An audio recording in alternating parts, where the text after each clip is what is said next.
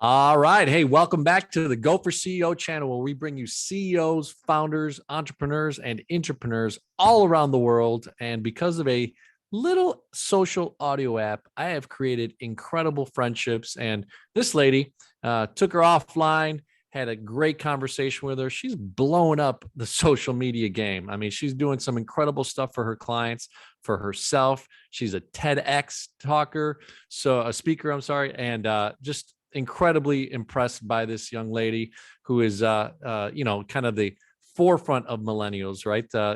Blazing the way for the millennials and what's coming up in being a Gen Xer here. So, hey, Heather Cox Heather Cox Codes Inc. Heather Cox is with us and excited to have you. Thank you so much for coming on the Go for CEO channel.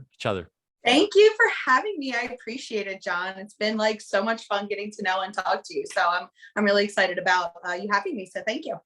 Awesome. Well, we'll have a great conversation. Obviously, social audio, we were just talking offline a little bit about kind of what's going on, the improvements, and how you could take the audio version and what you do with your company. Extraordinary stuff. You already sliced up one of the interviews that I had with Angela Taylor George, and it's super exciting to kind of see the things that you've been able to do for so many people that are trying to figure out the game. So I typically like to start with kind of a little bit of the backstory. How did you create Heather Cox Codes, and what was the innovation of it, the ideation, and then we'll kind of get into the minutia of marketing and funding and all that type of stuff. So give us a little bit about the background, Heather. Yeah, so thank you for having me. So like you said, my name is Heather Cox of Heather Cox Codes, and how I actually started my business 15 years ago under the name HC Web Designs. And I was 21 years old, and I was working for a small healthcare company here in the state of Delaware. And I was working on commission, and I'm sitting at like an event that I was doing. I was like, I don't want to do this anymore. So like at the end of the event, I went, and it was a Friday and it was a payday. And I literally like dragged all the stuff that was in the back of my 2-door, like small little, low to the ground vehicle. I'm pulling big projector out, and I take it in, and I'm like, oh yeah, let me grab my check. I quit. Just walked out and was like, okay, like I'm going to figure this out. I'm going to do this. So I started kind of thinking about, what am I good at? What do I like to do? And at that point, I really, really love technology. We got our first computer when I was in 6th grade. I made newsletters. I'm a big nerd. And I started making newsletters like for my aunt and like all this kind of stuff. And then MySpace came around. And then when Facebook came around, I was like, this is something. And at that time, I was still trying to figure out what I wanted to do. So I took on an internship, and I took it upon myself to make them a Facebook profile, because there was no such thing as Facebook business pages at that point. But I saw the writing on the wall, and I saw the potential of reaching, literally your target audience and your customers, like literally one-on-one, having those conversations online. So granted, they made me take it down, but then after that, I was like, okay, like I'm going to do this. So I put an ad on Craigslist, and you could, back in the day, you could do that. You could offer services and, looking for, and, put your resume, looking for a job. And so I just threw an ad on there saying, I'm HC Web Designs. I work in WordPress website design. And so, it was kind of crazy. And then after that, I just kept getting referral after referral after referral after referral. I hardly had to market myself. And, I've had a couple of business names over the past 15 years. It was HC Web Design. It was another one called BGWD, which was Business Gypsy Web Design. And my background is Romani and Balkan Gypsy. So I kind of based it off of that. And so then I came to Clubhouse, and at that time, I still had BGWD. And when I started Clubhouse in, I believe it was December 31st, 2020, it was New Year's Eve. And, when I joined Clubhouse, and then all of a sudden, like, I started to talk more, get out of my shell more, because my current brand at that point, I was hiding behind a superhero, right? I was like literally your social media superhero. I had an anime character drawn by my cousin in the style of anime comic books. And I never showed my face hardly at all. I didn't put myself out there. But then Clubhouse made me kind of come out of my shell. And so I rebranded in May of 2020 as Heather Cox Codes, as myself, and kind of put myself out there because it's me now talking. I'm thinking that old brand that I had was that was my like sophomore brand. That was my high school brand. Now Heather Cox Codes is more of me, my adult brand. And it's definitely the change has been very positive, and I get to really be myself in this brand, which is fun because I am a nerd. I love coding. I love black. I mean, I even got this tattoo on me, which is a closed bracket. Like it just lets me be myself and also bring what I like, the best of my ability to the table, since now I can feel like myself. So that's kind of like the whole journey of Heather Cox Codes. And, it was nice because in 2020, again, I really fell into like myself, and it was finally, all of the work that I did was, finally recognized when I was named one of the top most influential Delawareans of 2020 by the News Journal. And I mean, I'm like in the group in the mix with Joe Biden. Like, that's kind of crazy to me, right? Because he's from Delaware, he's the president. I don't care what side you're on, it's the president. And I'm like, amazing. So so that's kind of like the whole story of Heather Cox Codes. And I mean, the future is unwritten, so there'll probably be much more. Well, you're that 15-year overnight success. Yeah, so, right. I mean, I don't think there is any overnight successes, because there's always hard work behind something that is successful. Yeah, for sure. Well, look, I appreciate that, and the warp speed of what you just shared is really cool, because you literally dropped the bag on a Friday, started a business on Monday, right? And that was the mindset, right? So, but let's go back a little bit, only to teach the community of Go for SEO. We really like to get into kind of, what were those beginning phases like? A lot of people feel like, all right, well, hey, they may see obviously your Instagram, your website, everything that is now Heather Cox Codes, but they didn't see that beginning part, right? And that childlike, like you said, that birthing into sophomoric, and then all of a sudden now you're this adult brand, and really building it. So tell us those first 60 to 90 days, what were the things? Because it sounded like you just decided, and then you're like, okay, well, I do this, so people need this. And I know that Craigslist and these things can help me get some business, because I've seen that it could, put an advertisement or something like that. So walk us through those first kind of 60 days of realizing, all right, what is the service I'm going to provide? How do I start to build these people? Like, what was that process like for you? Let me tell you, I mean, the first 60 to 90 days, I had no idea what I wanted to do. No clue. I literally tried so many different business ideas, from a personal assistant to somebody who's a personal shopper, to like an admin, like a administrative assistant that is like on the go. I tried being a notary. It's not like it was just like boom. Like, I was always really good at technology and computers and marketing. And that's only because I come from a family of entrepreneurs. My mom, I'm a second generation entrepreneur. My mom has been a business owner since, I don't know, I'm 36 now. So for 36 years, she's been probably longer. And so my younger sister is also a business owner. She owns a horticulture and landscape company down in DC. My older sister is a business owner. She owns a recording studio called Mockingbird Studios in New Zealand. So like, we all are very entrepreneurial. So when I did like their 60, 90 days, I was trying everything, because I'm like, what's going to stick?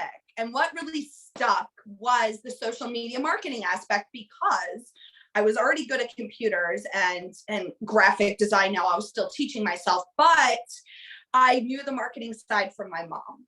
my mom is a master grassroots marketer. Like, it's crazy. Like, and I was growing up helping her get those postcards printed, helping her get those, like, not email addresses, but addresses, like physical addresses, and helping her putting those stamps on the postcards and going to the post office, sending them out, and helping her with the storefront and marketing the storefront. And like, it was just like the marketing aspect was already ingrained in me. So why not marry the tech and the marketing together? So that's kind of how I landed on what I did. But no, the first 60 to 90 days, I was working at my mom's store. I had no idea what I wanted to do. I wanted to be a notary. I wanted to do, and it's never a straight line to success, right? It's always, you're always doing these pit stops and there's bumps, but you're fine. You're going to land at some point. It's just, you need to be consistent and persevere and keep going. Don't give up. And then once you get to that destination, you're like, okay, I'm here. Now I know what I'm doing. Here I am, and let's grow from here, right? So, yeah, yes. I mean, look at the shiny object syndrome. I mean, you also left an actual income, so you had to make money. So I get the 2-3 different things, trying to figure it out, the services and all that type of stuff. So it's really interesting to kind of get to that point where. So let's take it to now. All right, you get it, right? You understand the things and the services, and obviously it's grown throughout the years, but what was maybe that first client that initiated a conversation with you, and how was that for you to kind of be in that sales mode, but yet, I'm about to build a business out of it, that type of thing? Give us a little bit of that mindset, and then, walk us through kind of some of those things.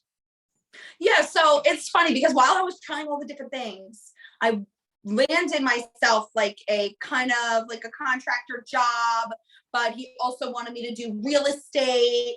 And I was like, we were doing marketing, and I was doing like grassroots marketing for him, right? While I was still trying to figure out if I will. And he introduced me to WordPress. He was like, hey, like, I need a website. Let's ramp up this side of marketing. And I was eager to learn because that's where I wanted to go. So I was like, okay, like, sure. And I made his first website for him. And then, I still, to this day, he's still my client. Shout out to Bob Warburton. And, that kind of moved on. So then once I had that, like, I don't know, that WordPress skill behind me, I put that ad out on Craigslist, and my first client was a official client, under my own moniker.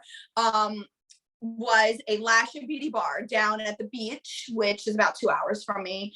And, that conversation was, we need a website, we need social media marketing. So that was, it was an easy conversation because it was local, right? So like, that's how I kind of got my foot in and got my footing, was I kept it local because Delaware is really small.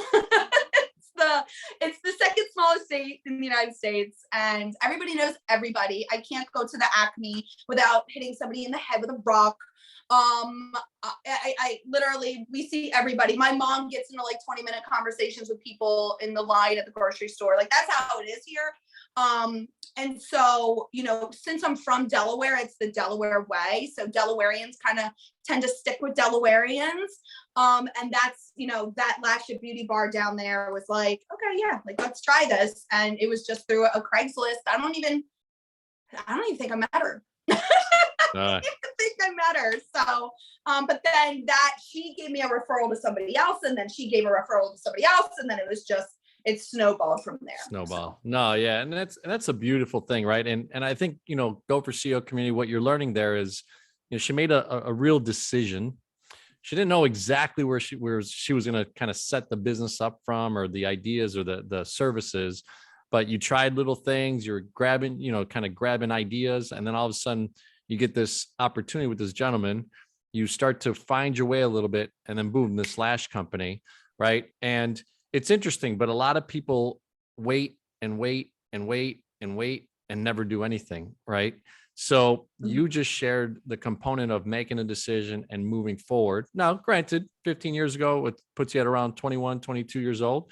Some people would say, well, then, that's easy when you're 21. But you know what? The fact that you did it was a big representation of kind of moving forward. So So now you get the last company, you get referred to the second, to the third, to the fourth. What are some things that you learned about business now that you look back at it to say to yourself, man, I needed to put this process together. I didn't know how to bill them. Like, what was my hourly rate? Those types of things to kind of give us a little bit of, meat on the potato on that, or meat on the bone on that one.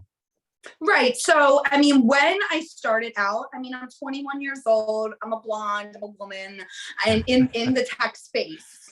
Yeah. It's just the truth. And so when I got in there, I mean, all my competitors in my state were men. So, and I was younger, they were older, and there's a lot of ageism and sexism in the tech industry. So, when I started, I was like, $10 an hour. Okay. Next person, $11 an hour. $12. Every client that I got, I gave myself $1 raise on the hourly, because I was like, this is the only way to grow and give myself, because I can't rely on the client to give me the raise, right? I need to rely on myself. So, I would celebrate and say, okay, $10 an hour for that last client that I had a year ago. It's been a year. I'm still in business. I'm about to land this new client. I'm going to give myself $11 an hour, and I'm going to, give that in the proposal. And, that also gave me a little wiggle room, because I had the ability to set the price in a specific way that allowed me to choose who I wanted to work with. Because I'm very selective about who I want to work with. I'll always have been. So yeah, just giving myself that $1 raise. Every client I got, it increased my wages clearly, but also increased my confidence, because I'm like, you know what? I just landed that client at $12 an hour. That's awesome. So like now I kept going every time. And then I got to a point, it was like $50 an hour, $100 an hour. And now like, I don't even do hourly anymore, because nobody would be able to afford it really. And so I do packages. And then if somebody wants a digital strategy session with me, it's $250 to $300 an hour, because I've been in this space for 15 years and you have to know your worth.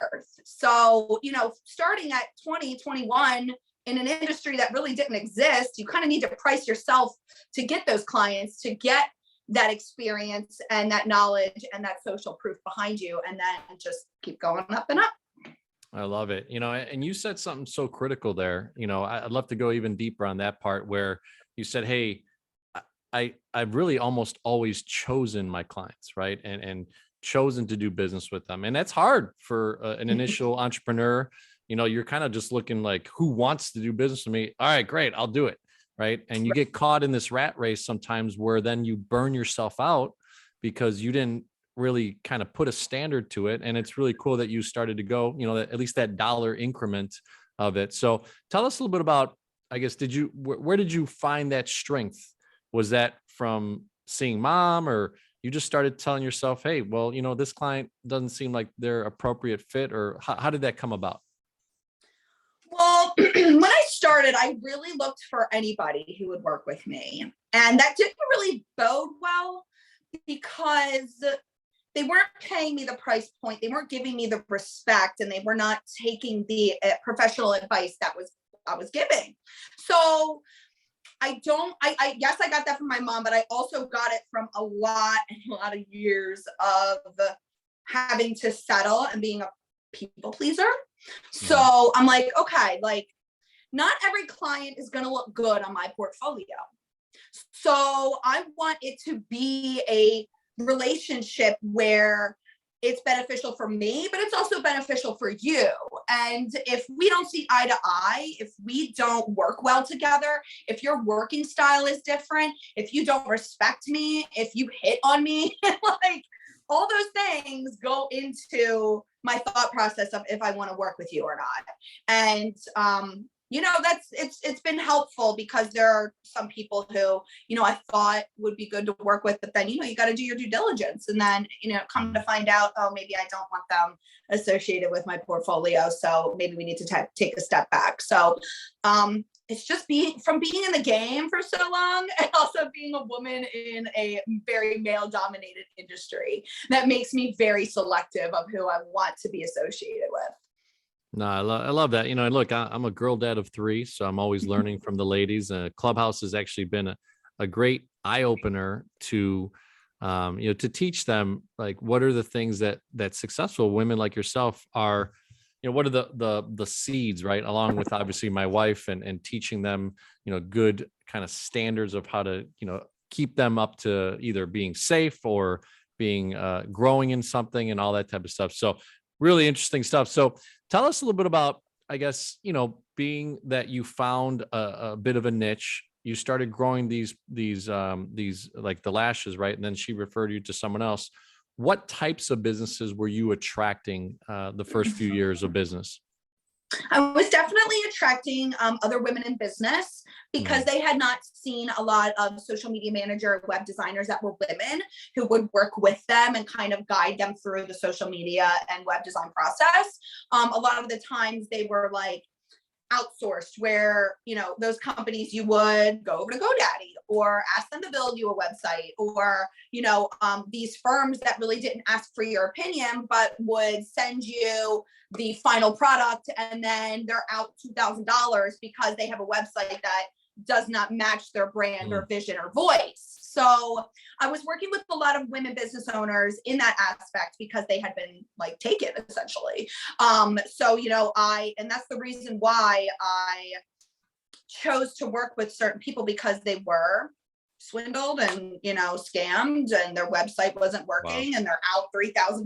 So they come to me and be like, I just spent $2,000 and I don't have a working website. I need your help. But I'm like, okay, I'm going to work with you. We're going to get it done. And, it's going to be at minimal cost to you, and it's only going to be hourly. I'm a people pleaser, but I also want to help women in business because I come from that background, and seeing my mom as a woman in business, I have a soft spot for women in business. So I was tending to work with them, but then I also am from the hospitality restaurant industry. My first my first job at 15 was in real estate and also a busser at a local restaurant. So I've been working in restaurants since 15 up until the age of, I think, 23, because I was still doing some side hustle, server positions. It kind of morphed into women in business, but then restaurants and hospitality and food. And then it morphed into hospitality and real estate. So there's always these ebbs and flows of who I'm working with based off of what is, I guess, popular or in the now, right? So real estate is super now. Everybody is clamoring over themselves, and the real estate prices, and then restaurants are finally coming back from COVID. So it's just those ebbs and flows that I find myself in, where I'm finding that specific niche. So it's always changing. Hey, look, you're a chameleon in that sense, right? You've stayed steadfast on what you know well. You found that niche, but you also are versatile with your client base. So that's a really cool thing. So tell us a little bit about maybe a couple minutes on how you started to structure the business, right? I always like to teach people and this from different industries. We've had probably 100 industries. We got 130 videos or so of different, from a body shop to a martial arts studio. So in your business, how did you start to bill your clients? What were some softwares that you started using? Maybe bring us up to speed to today. What are the functionalities, the processes that you started to learn right over the last 2 years? I'm laughing because when I started, Word docs and Excel spreadsheets. I created my own invoice on Word docs. I still use it to this day. I don't care what people say, but I still use it for invoicing. I email invoices over, and then I have an Excel spreadsheet in regards to all of my finances. I do have an accountant CPA that does all my taxes and kind of guides me if should I hire a W-2, or should I keep them at 1099? Should I do this? Should I do that? What is can I write this off, that, all that stuff. But most of it. And I'm telling you, Clubhouse, just to the moon, your business. I'm telling you, I didn't have any. I bootstrapped for 14 years with Word docs, Excel spreadsheets, PayPal. That was literally it. And I literally still have all of my invoices from when I started. So I can pull every single invoice from 15 years. Wow. Yeah, but now, I mean, that's in regards to the finances. I still do everything that way because my clients feel comfortable receiving a manual invoice from me because they know I'm at the center of my business and I'm not just pushing it off to somebody else, right? Mhm. But then I put other systems because, again, Clubhouse, this is the first time I've hired in 14 years. I now have 5 individuals who are my coworkers. I don't call them employees. I don't call them contractors. They're my coworkers. Mhm. They started out as interns, and then they kind of like grew with me. Now I have 5 amazing women who work with me, and we use Trello for task management. And that kind of keeps us organized in regards to all of the social media content that needs to be created, curated, and scheduled. And then we utilize Google Drive to organize all of the captions, hashtag strategy, any content from the client, photos. And we also give access to that to our clients so they can kind of like see what's going on, right? So they can monitor, but not micromanage, right? Mhm. Because nobody has time for micromanaging, but we want the client to see that we are working on like May content, right? So those are the 2 systems, Trello and Google Drive. And it's been working amazingly. Like it's really going well because you can do a folder hierarchy that creates a system in which you can keep things organized, that people can see it, add to it. And then, and then one thing also, I'm using business.facebook.com to Mm. schedule out all of that content, the creator studio. Because if you do it correctly, if you connect your Instagram to Facebook and then Facebook to Instagram, and it's a 2-way street, then you're able to schedule out your feed, carousels, and Instagram and Facebook stories to be auto published, no manual like Oh, wow. notification from later where it's like you have to like literally. So those are the 3 that I'm utilizing: Trello, Google Drive, and the Creator Studio over on Facebook. Like that's it. And it's going wonderfully. Awesome. Awesome. Well, hey, look, Simplicity. I appreciate the vulnerability too. Obviously, look, 14 years to kind of bare your muscles. You obviously were, solopreneuring for a while. And now, it took an app, a different venue, maybe hearing different things from different people. As you said, sometimes maybe, I'm a Chicago kid, so I tend to love, hearing people from Chicago and be a little bit biased to that, right? Being from Delaware, maybe that smaller community, it kind of can trap you sometimes, right?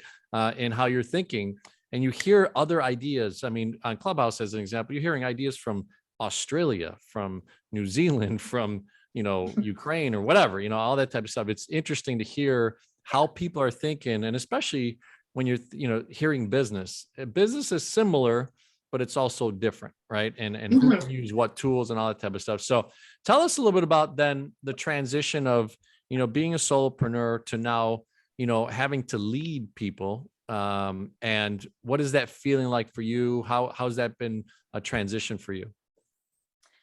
I mean, so the first intern I had, her name's Laura, she kind of fell into my lap, right? The executive director of Miss Delaware USA and Miss Delaware Teen USA that I am the social media and web designer for.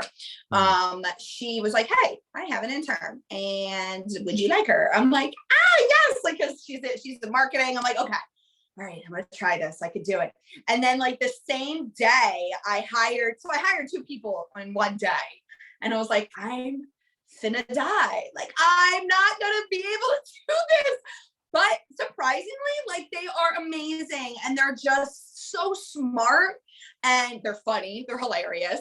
And they get it done and they're self-starters. And I feel as though that the younger generation, I mean, I'm 36, I think I said that before, but like they're like in their 20s. And I love the fact that they are just killing it and being self-starters, but it was really scary for me. I was like, and I'm a people pleaser. So I'm like, are they going to hate me? Are they going to think I'm a shitty boss?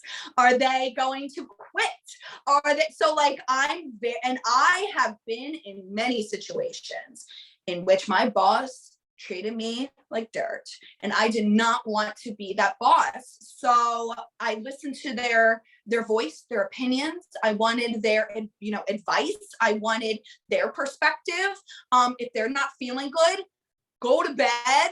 They, like I even took them out to dinner. I think it was like a month ago, and I like got them all necklaces that had like their initial on it, because I really, really just appreciate all of my workers that work with me, and I want them to feel seen, heard, and I want them to be treated with respect, not what I dealt with in the 9 to 5. So it was scary, but it's really rewarding to be able to give them an experience of having a empathetic boss. I do have to say I'm really, because I get messages from them all the time, and I'm gushing, but like they just make me so happy that I'm able to be a really good boss for them. So it really makes me happy. So I'm glad that I'm able to do that. That's awesome. I mean, and those are learning experiences, right? To create, Kiyosaki has cash flow quadrants where he talks about, employee trades hours for dollars, solopreneur kind of, owns their own job. But when you become a business owner, now you have, employees, you have coworkers, as you call them, and you have people that rely on you, and leadership is a different thing. So I appreciate you sharing, and you're going to grow over the next 3 to 5 years. You're going to see yourself just evolve and grow, and, and understand your style. As you said, a month ago, you took them out to dinner and got them a little gift. That's an attribute that you have that will attract more people, right, to work with you. So it's a really cool thing. So awesome stuff. So, hey, as we kind of bring our Go for CEO interviews to the end, we talk about C of the CEO is client experience. I know we touched on it very vaguely, but I'd love for you to get into it in a few, over a few minutes. E is for employee engagement, and then O is for operational excellence. And I'll repeat it for you as well. But we kind of we'd love to dive into those things. And then also we'd love to have you back, so our goal with Go for CEO is these small to medium-sized business owners all around the world, bring them back 2, 3, 4, 5, 6 times and see the journey over years at a time. And I'd love to build a tribe around Heather Cox Codes and, see how big you get, or how awesome you are. So all that type of stuff. So when we think about client experience, over the last 14 years and now transitioning even the last year and a half, what do you think is the value proposition for Heather Cox Codes? What is that way that you differentiate yourself when you think about client experience? In regards to client experience, I believe that I am a high-end white glove service. I speak with my clients every day. We're strategizing, we're speaking, I'm getting their advice, I'm giving them my advice and perspective. And they're telling me what they hate, what they love, what's coming up. A lot of different companies, they just kind of take the reins and not really listen to what the client wants. And sometimes it's even hard to get a hold of the company that you hired to do your website. And I've seen that a lot, right? Where hey, Joe Schmo, where's my website? It's been a month overdue and you can't even get them on the line. But any of my clients can call me anytime. I may not pick up at midnight, but you will be the first on my list when I wake up in the morning when it's 7 a.m. and I'm about to get my kids up and I saw you call. So I'm shooting you a text message at 7 a.m. So, it's the personalized service that I grew up with, for being from Delaware and from a business family background. It's that personal service, and I feel as though that the client feels taken care of more than if it was email correspondence or I'll get back to you in a week or something like that. Awesome. So that white glove service, man, it really stands out. I love that you have that personal touch, and that Delawarean side, and your mom, seeing her be an entrepreneur, it probably shines through in everything that you do. So the E is a double E really, right? So now that you have, coworker employees per se, and engagement. So when you think about engagement and why people stay doing business with you, I know we didn't touch too much on your vendors and people that maybe that you buy from and why they stay, being loyal to you and those type of things. But what would you say is a differentiator for you when you think about employee and just typical engagement?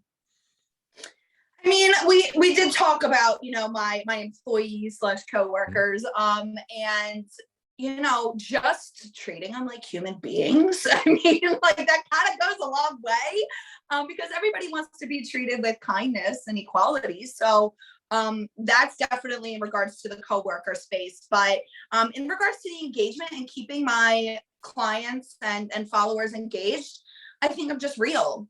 Like, I don't sugarcoat anything. I'm going to tell you how it is. I'm not going to be wishy-washy.